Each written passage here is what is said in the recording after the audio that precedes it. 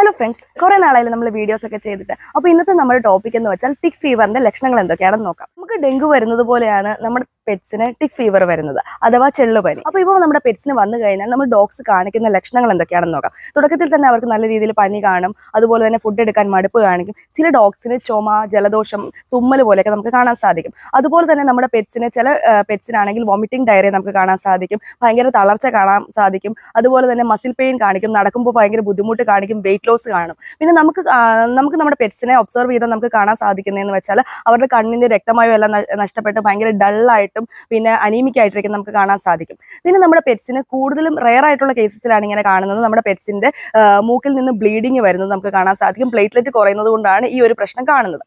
അതുപോലെ തന്നെ നമ്മുടെ പെറ്റ്സ് ഭയങ്കരമായിട്ട് ക്ഷീണിച്ച് വെയിറ്റ് ലോസ് ഒക്കെ വരാൻ സാധ്യതയുണ്ട്. നമ്മുടെ പെറ്റ്സിന്റെ വയറിന്റെ അടിഭാഗമൊക്കെ നമുക്ക് തൊട്ട് നോക്കിക്കഴിഞ്ഞാൽ അവർ പെയിൻ സെൻസേഷൻ കാണിക്കും. അതായത് ലിവറിനെ, സ്പ്ലീനിനെ ഒക്കെ ഈ രോഗം അഫക്ട് ചെയ്യുന്നതുകൊണ്ടാണ് ഇങ്ങനെ